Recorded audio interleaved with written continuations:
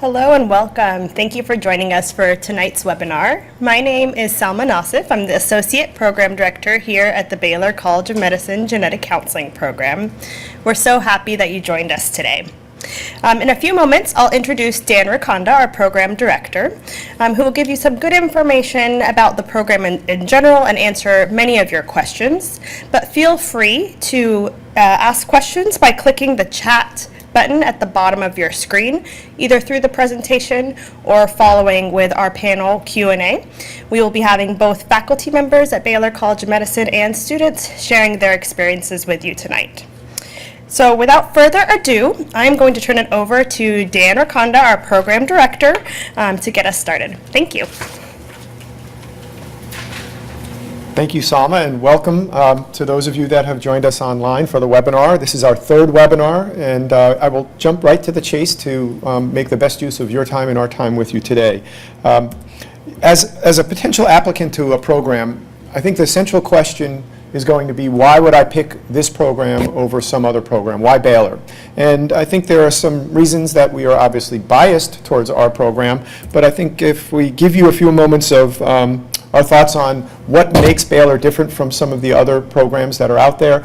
We are in the Texas Medical Center, the TMC, which is one of the largest medical centers in the world, 15 hospitals, and we have the Texas Children's Hospital, one of the top 3 pediatric hospitals in the country, multiple other specialty hospitals that are here as well, and within the Baylor College of Medicine and the School of Health Professions where we reside, we are one of 4 programs, the newest of programs within the School of Health Professions, a PA program, an ONP program, and a DNP program, Doctorate of Nurse Anesthesia program.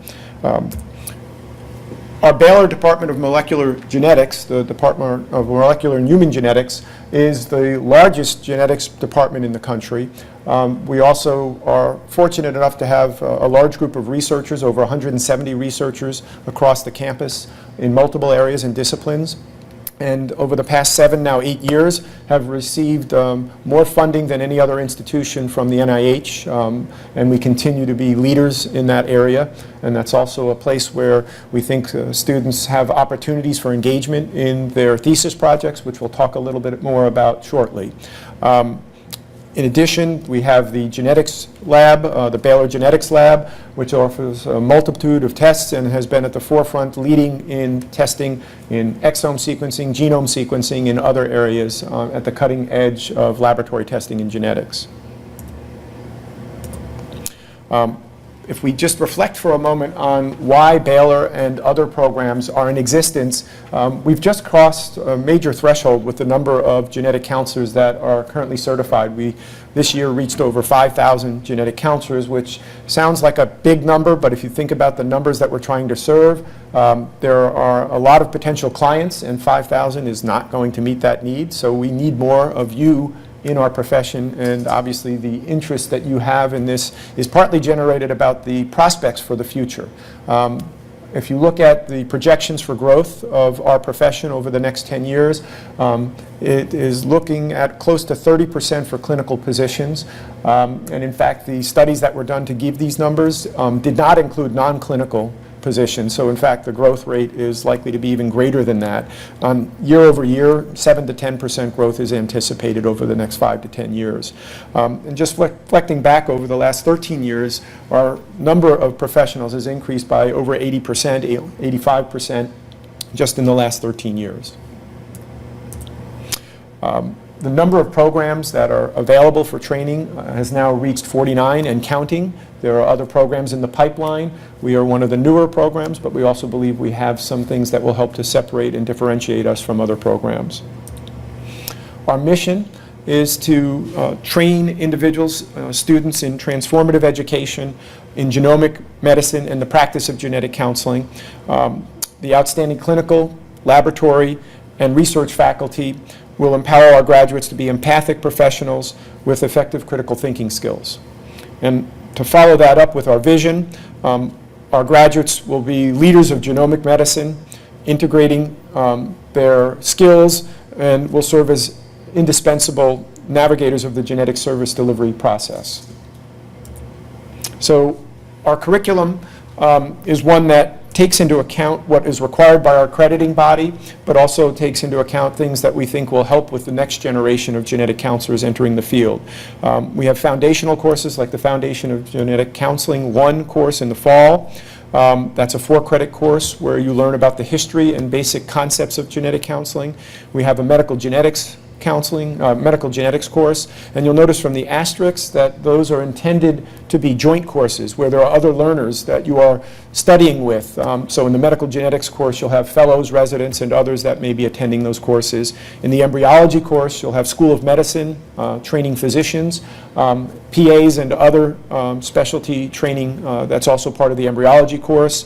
The health behavioral counseling course, which is on motivational interviewing, is part of a course that includes PAs and orthotics and prosthetics students as well. We have a new course that we added this year based on feedback from our students in the first year class, a Preparing for Genetic Counseling and Practice course that provides some hands-on skills that will prepare our students for engagement in the clinic. Our program allows students to start observational exposure to clinic within 4 to 6 weeks after starting the program, and that's not the usual norm for most programs, and I think that helps us to allow our students to connect the dots between what they're doing in the classroom and what they're going to be doing in the real world when they're counseling patients, and beginning that early on in their education. We also have a journal club that carries out throughout the 4 semesters of our program. We also have it now that first and second year students are in that class together. That allows for more senior learners to help and mentor the newer students in the program, and it's a benefit for both parties involved in that regard. And as I said, an observational rotation that starts very early on in the program. As you pass from that first semester into the second semester, the didactic component of our program is heavier in the first year, as you might imagine, and the second semester is probably the heaviest workload on the didactic side, where we move to more detailed discussion in Foundations of Genetic Counseling 2 regarding the concepts and skills of genetic counseling and begin to apply those in the clinical setting. I'll talk more about that momentarily. The second semester of medical genetics, continuing the necessary training in understanding the mechanisms of genetic disease and the variability of various genetic conditions. We then engage in a medical ethics course with the School of Medicine and other learners that allows our students to participate. And just prior to the medical ethics course, we have a genetic counseling ethics related course that exposes our students to topics specific to the practice of genetic counseling and the ethical dilemmas that you might face. We also have a psychosocial practicum that has first and second year students that are involved with one another, and then a fundamentals in epidemiology and an epidemiology and population genetics course that introduces some of the biostats components and the relevant implications of epidemiology in the practice of genetic counselors. We have a thesis course that begins to prepare you and builds on the research methods in genetic counseling that you have in the semester before, and allows you to begin to put together your project and submit for IRB approval if needed before the end of that second semester. Journal Club is continuing on with students participating and presenting information in Journal Club. And then lastly, the laboratory course is a 1-week, fairly intensive process utilizing the Baylor Genetics Laboratory, where it's also a joint learner opportunity where students from the other program in the Houston area, the UT program, are teaching or learning with our students as well, a unique opportunity for different programs to have interaction between their students. And also the clinical rotations allow the students to begin to apply the skills that they learned and take on roles that better prepare them for the summer and the next year as they come back to complete their training. So as we go forward, over the summer, there is a 2-credit course that can be done locally if they stay within our community, or they may go out to distant communities, and I'll talk momentarily about some of the sites that our students went to this past year and some of the sites we may be looking at for the future.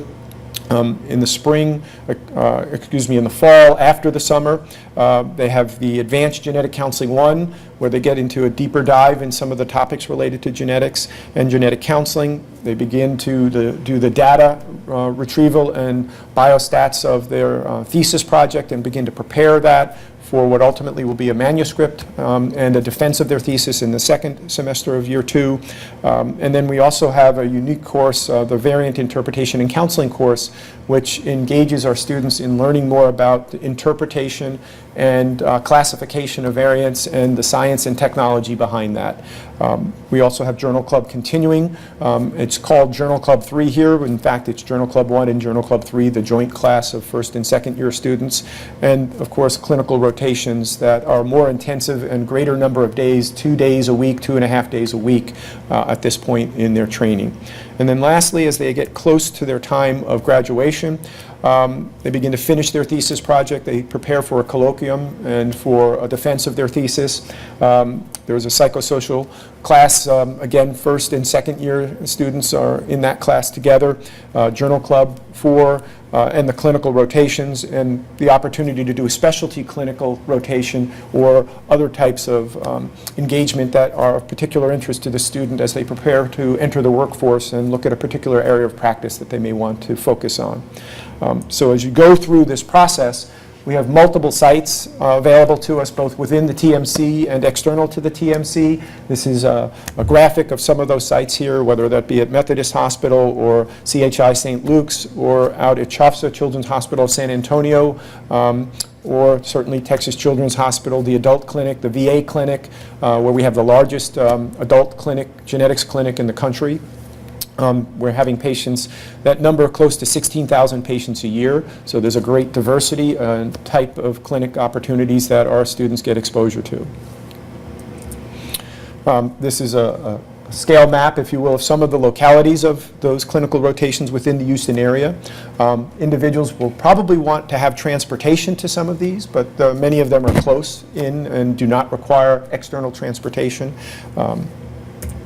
And to highlight our first 2 classes of students, they are from varied places across the country.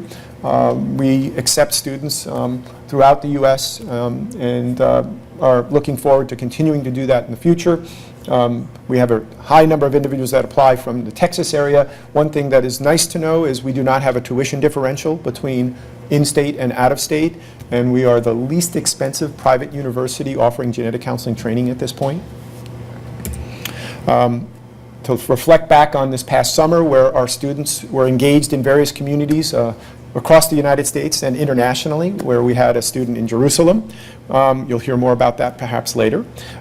We had students that went to Cleveland Clinic in Ohio. We had students at Columbia University in New York. We had students at Hudson Alpha in Alabama. We had a student in Children's Hospital of San Antonio, a student at MD Anderson Cancer Center, and other students that stayed within the community here for the experiences that are available here within Houston. And we certainly encourage our students to branch out and go to places where they might want to be employed at a later date and to see different systems beyond those that are here within the Texas Medical Center.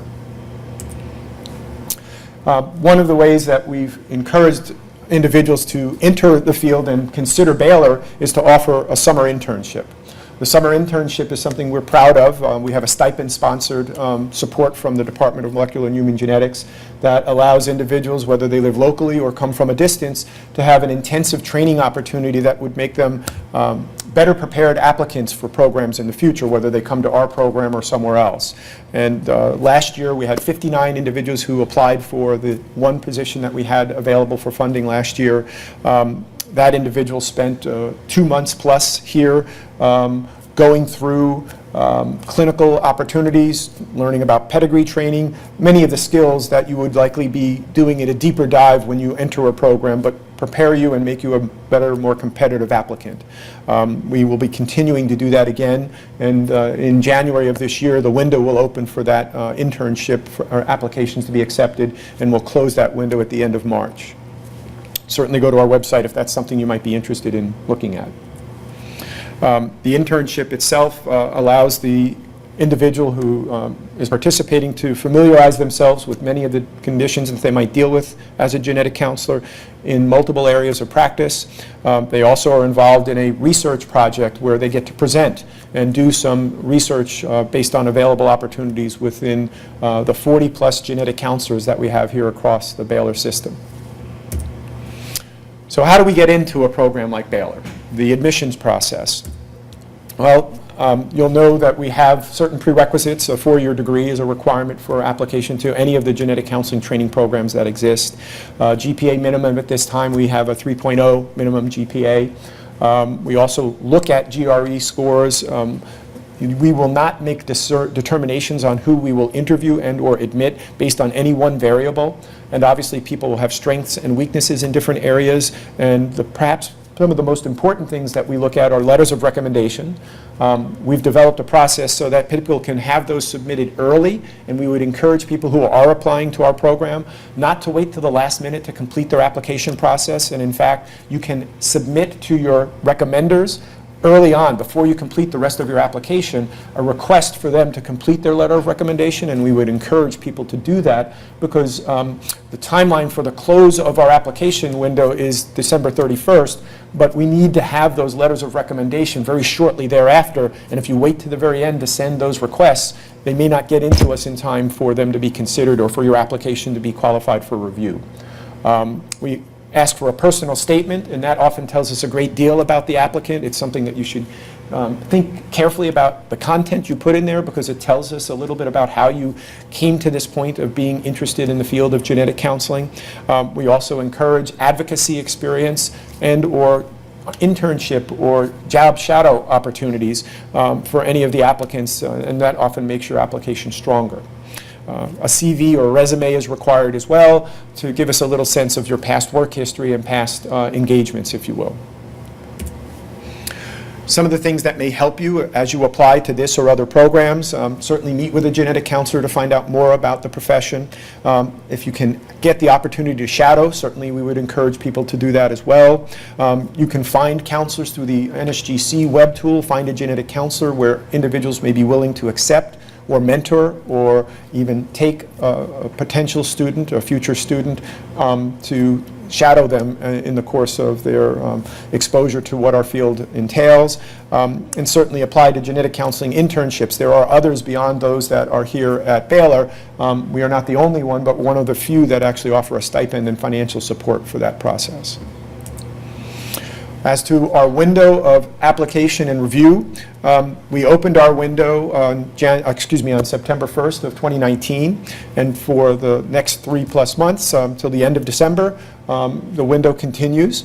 We will also have individuals who, once their application is submitted, we have a review team that will do that process in January, and by the end of January, beginning of February, we will make deliberations about invites for interviews. We plan on inviting 40 individuals for interviews, and once those interviews are completed, we will then develop our rank match list, and you will decide where, when, and if you want to rank us as a program that you would find fits well with you or not. And then by the end of March and early April, when all of this process is completed, the match process occurs at the end of April, actually beginning of May. The interview process will involve meeting with us, our faculty, myself, the Associate Program Director, other members of the faculty as well. Also with the students that are currently enrolled, there'll be opportunities potentially for you to have a night out with some of the students during the 2-day interview process when you arrive the night before interviews. We've found that to be something that was helpful this year in the process of coordinating the day and the evening before the interview process. We have presentations on financial aid, on student services, housing, other suggestions that may help you if you're making a move to the Houston, Texas area. Breakfast and lunch is provided. And we tell our candidates to become prepared, do your research, and do your know who you're meeting with. And if you have that information beforehand, come prepared to know a little bit about who you're talking to and what their areas of expertise and practice might be. These are the dates that are projected for our interviews. We'll have 5 interview days with 8 interviewees for each day for a total of 40. And that gives adequate time for the candidates to plan for a day that in the morning is pretty busy. We have typically 7 slots, if you will, for interviews, plus we have item writing to describe a little bit about a prompt that may be given, and other components to our interview process. Once we are completed with the interview process, and then we submit our rank. Obviously, if you are going to apply to programs, you need to have an NMS match number. That's something that you'll need regardless of where you're applying, because all 49 programs currently participate in the match. So if you are interested in hearing and seeing more about our program, stay tuned, because we will have our panel come up, and at this time I'm going to turn it over to Sarah Huguenard, who is one of our faculty members, for additional introductions.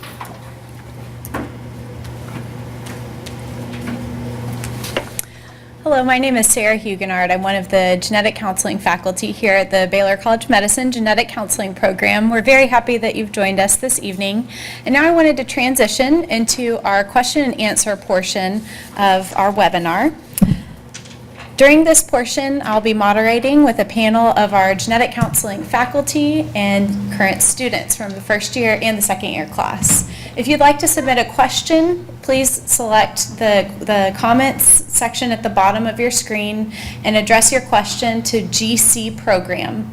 We'll be able to answer your question directly from there. So I wanted to start by introducing our wonderful panelists, faculty and students today, and we will start with Andy. Hi, I am a pediatric genetic counselor. My name is Andy Lewis. I work at Texas Children's Hospital. I'm going into my sixth year of practicing there. Like I said, I work with pediatric patients, and I have a specialty clinic for neurofibromatosis type 1. Hi, my name is Rachel Franciscovich, and I'm also a pediatric genetic counselor at Texas Children's Hospital, and I'm going into my third year of working there, and I am in the general genetics clinic, and I also have a specialty clinic in Smith-Magenis syndrome that I'm in. Hi, my name's Hannah Helber, and I'm a second-year genetic counseling student. I'm from Columbus, Ohio. My name is Emily Sluchek, and I'm a first-year genetic counseling student. I'm from Chicago, Illinois. My name is Farah Amouri. I am a second-year genetic counseling student, and I'm Palestinian from Jerusalem. Wonderful. And our next question is also for all of our panelists. We know genetic counselors come from a very vast diversity of backgrounds and experiences and have different things that have led them to a career in genetic counseling. And I'd like for each of you to give us a little bit more information on what made you interested in genetic counseling as a profession. I forgot to add that I'm from Austin, Texas, so I'm a local Texan.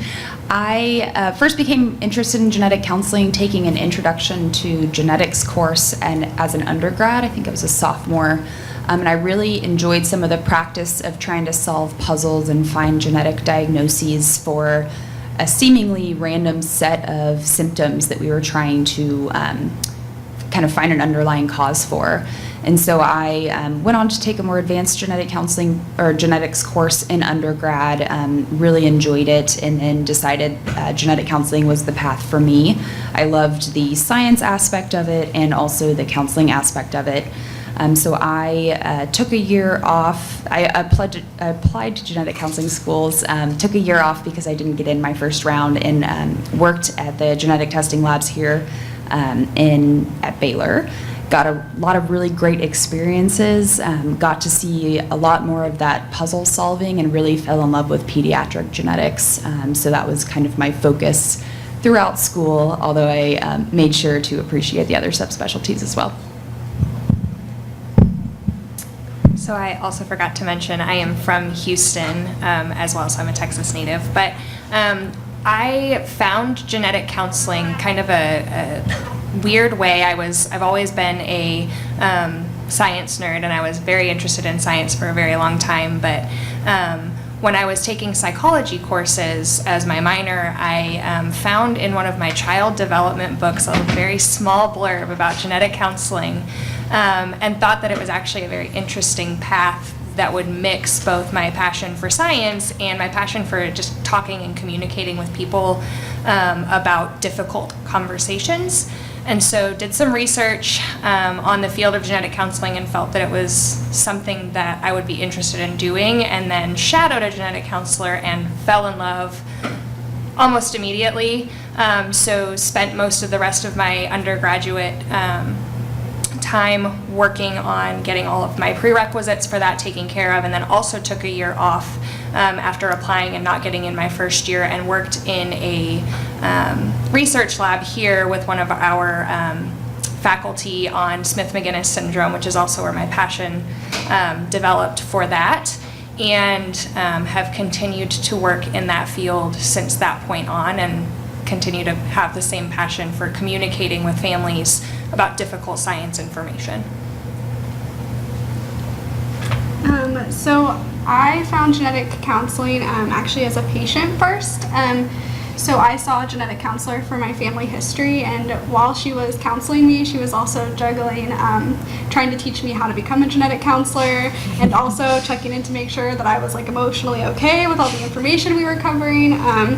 And watching her do that, and also knowing that I already had an interest in genetics, I was like, wait a second, I think this is the career for me. And so quickly Googled all the prereqs and made sure I could get it all done.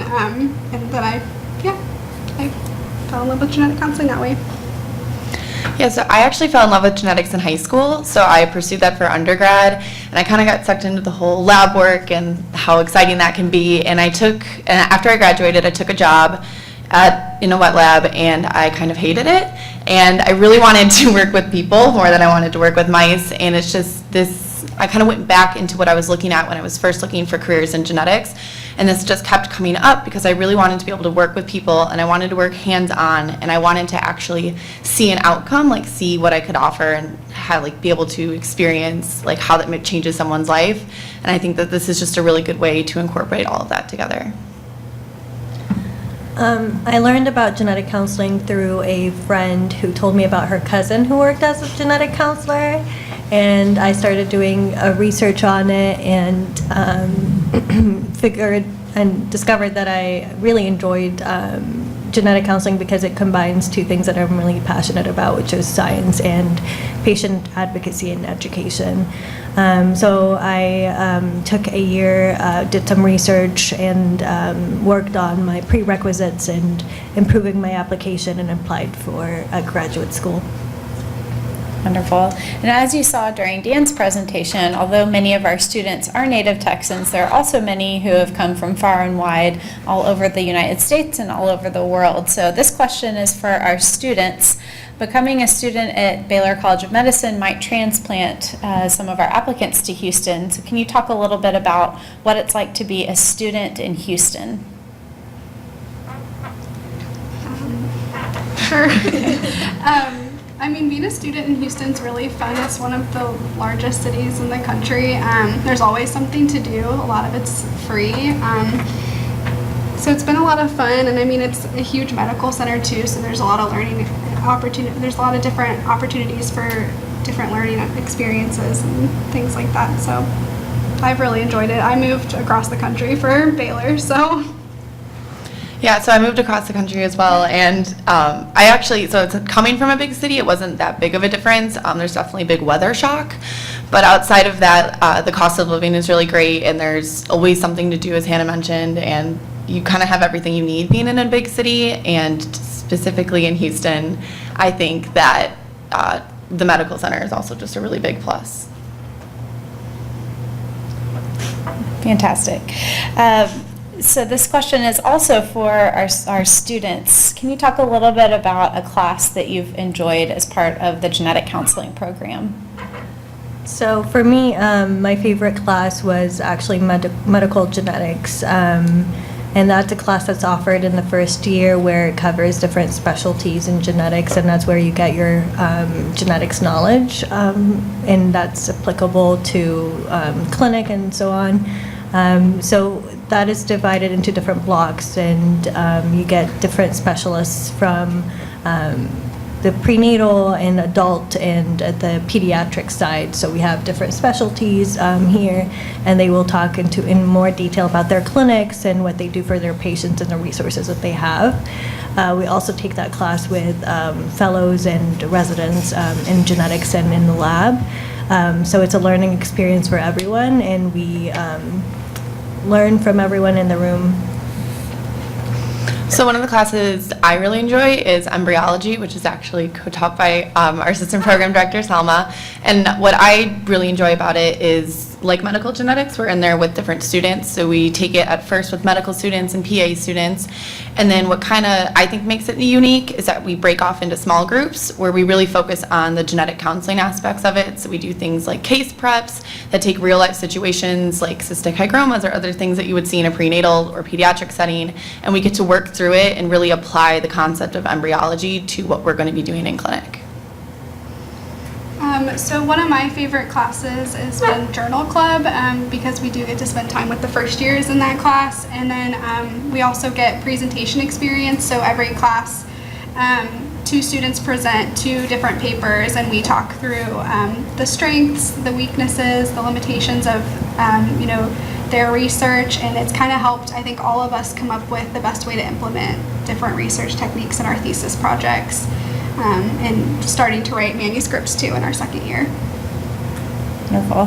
So this next question is directed more toward our faculty members. Genetic counselors practice in such a wide variety of specialties and clinics and industry as well. And so our attendees are wondering if you can describe a little bit about a day in the life of a genetic counselor, whether that be you or thinking about other genetic counselors that you know who practice in different areas as well.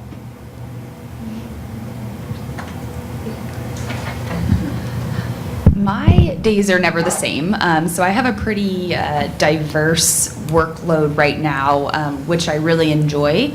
I kind of knew coming out of school that I was never going to be someone that was going to be in clinic every day, which is great because you can wear multiple different hats as a genetic counselor. So as a pediatric genetic counselor, I'm in clinic at most once a week, sometimes twice if my specialty clinic falls on a specific week. I case prep for those handful of cases I see a week and, write their clinic notes and kind of do follow-up on them. The majority of my time is spent assisting with follow-up and testing coordination and results discussions for patients that our genetics residents and our geneticists see in clinic. We have a lot of learners that come through clinic, and we kind of help make sure that our patients are getting the correct explanation of their results and have a support person in their clinic. I also am involved, we're gearing up for admissions season, as you guys know, so I'm involved in our admissions committee here at Baylor College of Medicine, so I assist with reviewing applications. I'm also the lead of the genetic counseling internship, and so I help answer questions about the internship and help review those applications and interview candidates. And I also occasionally teach classes when my kind of specialty clinics or my pediatric clinic falls within the spectrum of what our students need to learn. So it's very varied, lots of kind of work in my office and then, going to various sites to teach or to partake in committee meetings. So I really enjoy that diversity. So as both Andy and I are pediatric counselors, our day-to-day is relatively similar. However, I am the only genetic counselor at a community clinic that I am very much in charge of handling not only the patients that I see usually once a week, but also in designing and keeping up with the way that clinic has been built and runs, which is something that as I was graduating and coming out of training, I really wanted the opportunity to be integral in having a clinic that was going to succeed long past after I was there, and I had that opportunity when I came to Baylor. And so much of my time is spent troubleshooting various clinical demands and clinical needs, but at the same time, I also have the opportunity, only being in clinic once a week, seeing patients, that I can talk to other providers, set up meetings to try and spread the word about the many different places that a genetic counselor can be utilized, especially in a newer hospital system. and offering opportunities for those conversations to be developed, as well as teaching in the various specialty topics that I am involved in with the students. And I've worked really hard to also prepare things like manuscripts and poster presentations on things that are being seen and done, which is a great opportunity to have at Baylor with the vast amounts of research that can be done very easily. Our next two questions are directed toward our second year students. As Dan mentioned, part of the requirements for graduation from the genetic counseling program includes conducting and writing a thesis. And so for our second year students, Farah and Hannah, can you talk a little bit more about the process of the thesis at Baylor College of Medicine, and then also tell us a little bit about your own thesis project? So we started working on our thesis projects when, during the first semester, actually, at the end of the first semester, where we were given a list of different projects that we could be part of if we wanted to. I was interested in neurogenetics and wanted to do something within those lines, and I was particularly interested in epilepsy. So I made my own connections and started talking to a few people, and decided to do my project on the effects of specific genetic variants on epilepsy surgery outcomes. And I think working with a group of specialists at Texas Children's, along with the neurology genetic counselor, is really beneficial. I've learned a lot from this experience, and I look forward to the results of this study. So I came into graduate school knowing that I was interested in alternative genetic service delivery models. And so I worked with Dan and Salma to figure out who I should talk with about my project idea starting in the fall. And then I also met with Rachel, who was very helpful in helping me put together what my thesis project would look like. And so we're using a video tool in the general genetics clinic to consent patients to exome sequencing, and as well as using telephone calls with a genetic counselor. And so I'll be looking at differences in knowledge and satisfaction between those two groups. And our next question is also for our second year students. As part of the clinical and rotation experience at the program, students have the opportunity to select where and in what specialty they want to have their summer rotation. So for our second years, can you talk a bit about your summer rotation experiences? Sure. So for my summer rotation, our summer rotations are 5 weeks, and I spent my summer with pediatric oncology and hematology at Texas Children's. So I was with those genetic counselors in those different clinics.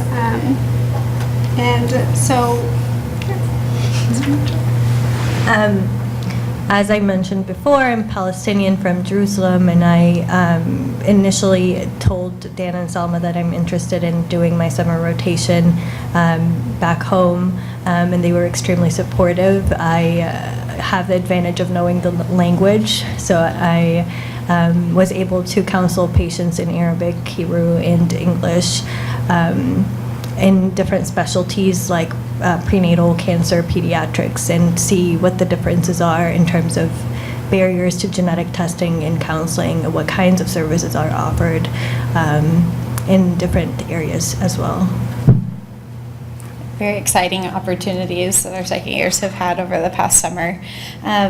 One thing that's very important for genetic counselors and for those applying to genetic counseling is thinking through opportunities to engage the genetics community, the disability community, and provide community service as well. So for any of our panelists, can you talk a little bit about what community service looks like for you as a genetic counselor or currently as a genetic counseling student?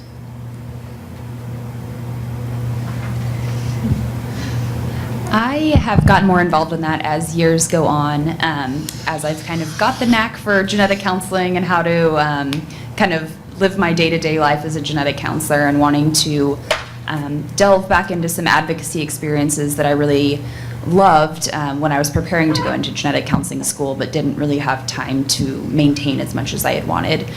So I have always been involved in the Marfian Foundation, and so when I first started genetic counseling, I was involved in the cardiovascular genetics clinic and kind of getting that up and running, and now we have our own genetic counselor that's full-time in that clinic, Taylor Beecroft.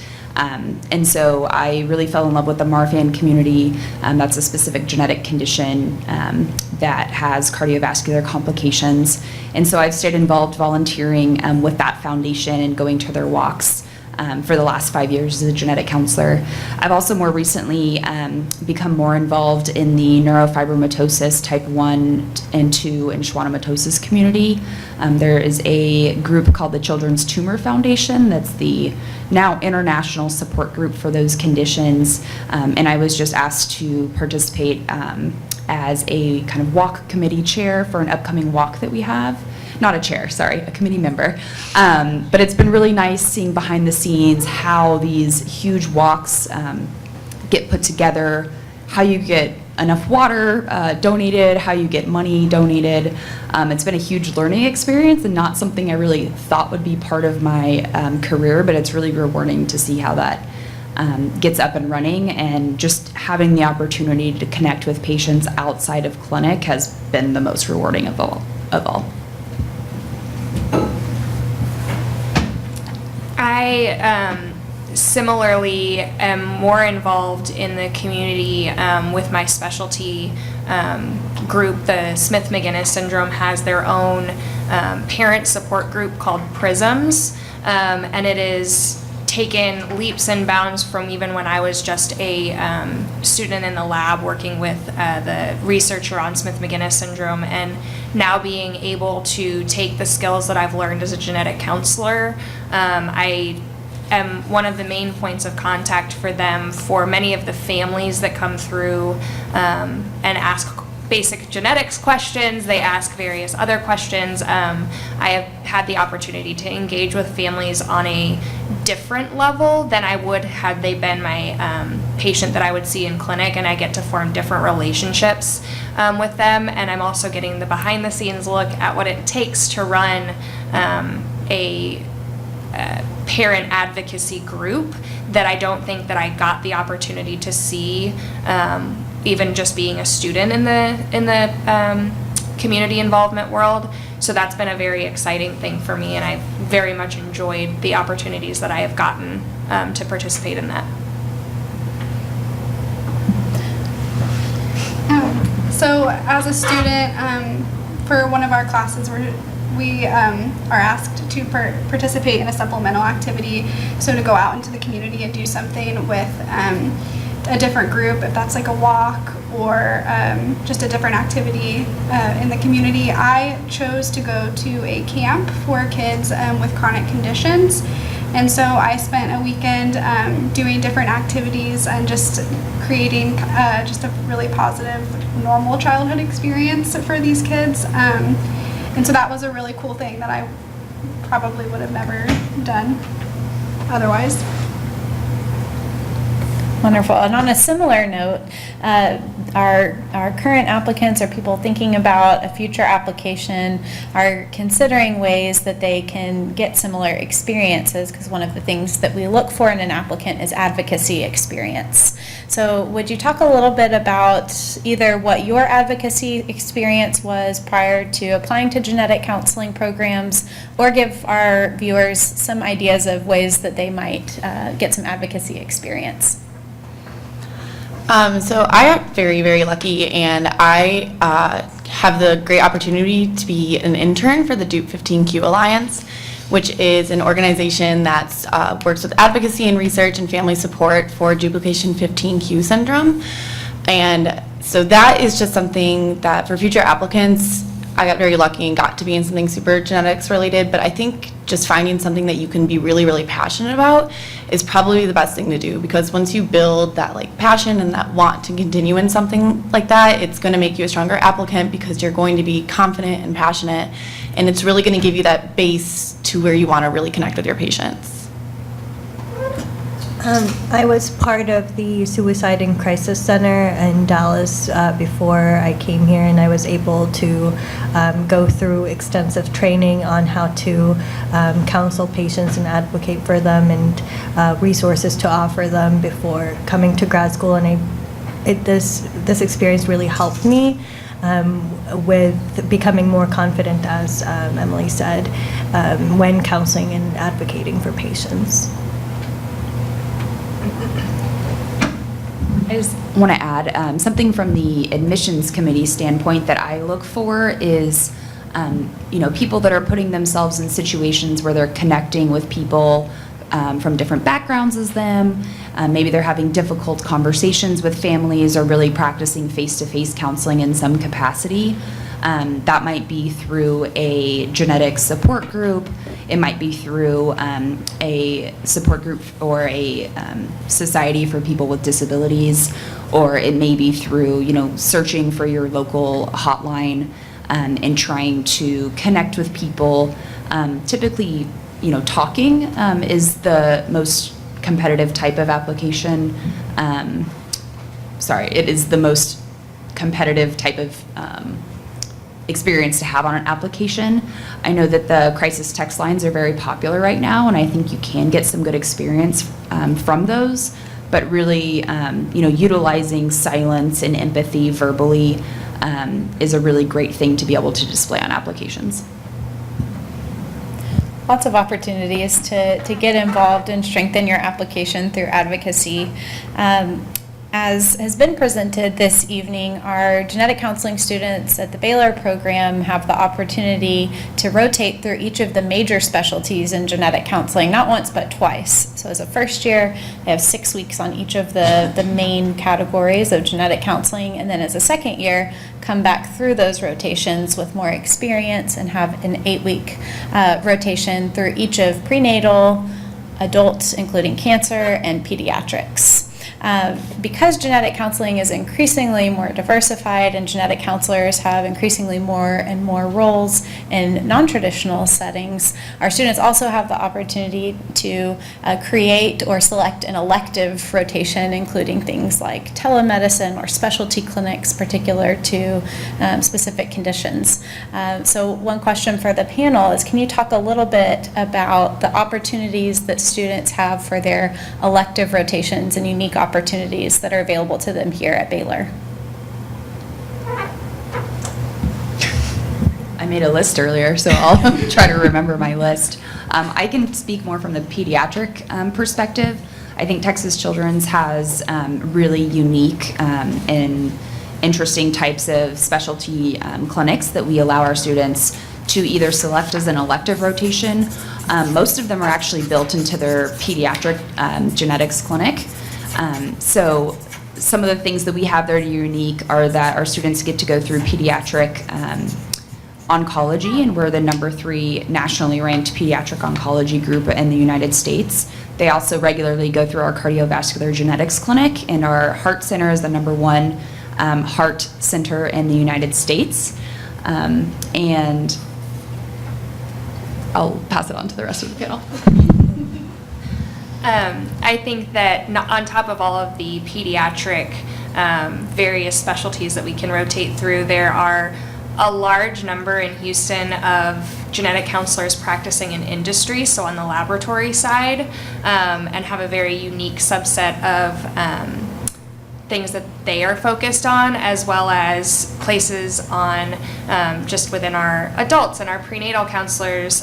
There's a subset of specialties, including things like IVF or in vitro fertilization and assisted reproductive technology. That is an up-and-coming field for genetic counselors to venture into. And I think that just among all of those, there are so many places that genetic counselors can get involved in that may not be something that has been considered before, something including like helping figure out the right genetic test to be sent out of a hospital system, is an alternative role for a genetic counselor. We also were offered the opportunity to work with someone who works closely with the insurance and figure out how genetic testing works through the insurance, which I think would be extremely helpful as we move forward to graduation and closer to getting our first job. So I think that's a very unique opportunity that we are able to get. So our students rotate through clinics, through labs, but focusing on some of those clinical experiences that you can have as a student here at Baylor. Can y'all talk a little bit about something very interesting that you've seen in clinic, something unique that might not happen every day or that you might not be able to see elsewhere? And that's for both our students and our faculty members. I think for me, things that are something that I don't get to see every day is the ability to access some of the genetic testing laboratories like Dan had mentioned before. Baylor Genetics is right here in Houston, and because they're some of the leaders in exome sequencing and genome sequencing, we have many of the researchers that are discovering brand new genetic conditions through our Undiagnosed Disease Network pipeline. And the number of new and rare genetic conditions that I've seen in just 2 short years of being here is eye-opening and exciting, and something that I frequently am very excited to be a part of while being here. And just, even as a first year, I've only been here for like 2 or 3 months, and I'm not even through all of the rotations yet, but I've already seen everything from prenatal to preconception to metabolic to adult and cancer, and I think it's just a really great opportunity to have that breadth of exposure to everything, especially taking it alongside my courses. Yeah, I just wanted to add that we also have the opportunity to work with physicians who have syndromes named after them, like Potocki-Lepsky. Lots of exciting things going on in clinic here at Baylor and at Texas Children's, where our students rotate. As a genetic counselor, genetic counseling requires training both in technical aspects of genetics and medical information, as well as psychosocial counseling. So I was wondering if y'all could talk a little bit more in depth about the psychosocial training that's provided here at the genetic counseling program at Baylor. So we have a class here that I believe is pretty unique to Baylor, and it's called Health Behavioral Counseling.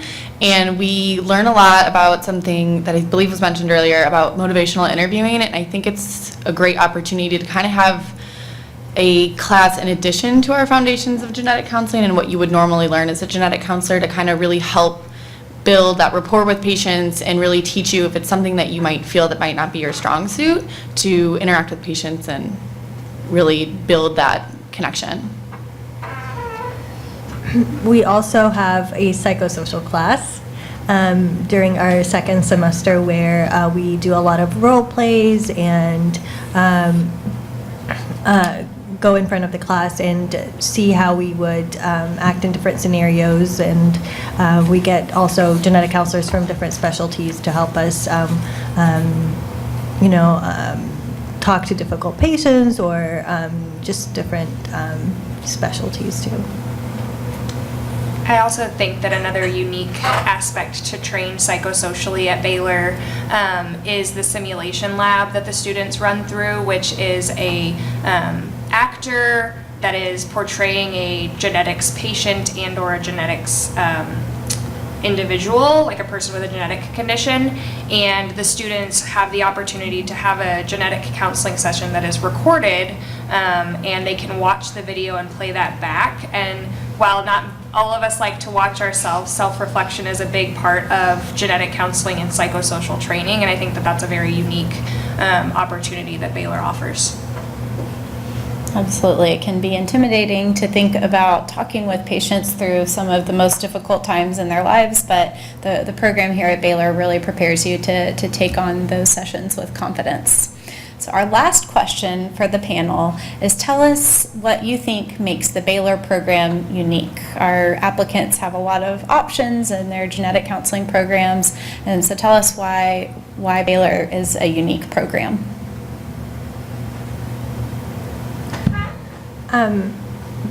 To me, Baylor is a unique program because of the diversity of the clinics that we are able to work at. Also the diversity of the city itself, working at the medical center, the clinics that we are able to go to, the educational resources that we have, the ability to practice in different methods, like the consulta gene clinic that we have also. So the list goes on. So something that really stood out to me during my interview process at Baylor was not just the name Baylor Genetics, but they really wanted us here. So I think the program really does their best to make sure that we're supported along every single path that we take, and I feel as if going to clinic and learning from the genetic counselors, that they're really trying to make sure that we learn that we're getting everything that we can out of it. I think Rachel talked about this a little bit earlier with working closely with the lab and having Baylor Genetics so close, is we get to take a class, variant interpretation, and so we really get to learn from the lab how they build their genetic testing reports, how they decide if a variant is disease causing or not disease causing, and so I think that's a really cool thing that we get at Baylor that isn't offered at other programs. I think something about Baylor that I was not trained in Texas, and so something that drew me back home very easily to Baylor was that we have over 40 genetic counselors just within our own group, and I think that that is something that offers a lot of knowledge and wisdom for people coming to train at Baylor, that there are a lot of different opinions and insight coming just from our genetic counselors on top of the numerous geneticists that are here that are not necessarily everywhere else. And I'll just close with talking a little bit about how collaborative I've always felt that Baylor is. I was not trained here. This program didn't exist when I was a genetic counseling student. But something that really drew me to practice at Baylor College of Medicine was how collaborative the geneticists and the residents and the genetic counselors and the faculty and staff within our department are, and how eager they are to have genetic counselors on their team and have genetic counseling students in clinic and teach them. And so we do have a lot of genebrities, our genetic celebrities, and they are just as eager and excited to teach our students and to teach us as practicing genetic counselors as they are, to teach their up-and-coming proteges in their lab. So that's something to really think about when you think about Baylor.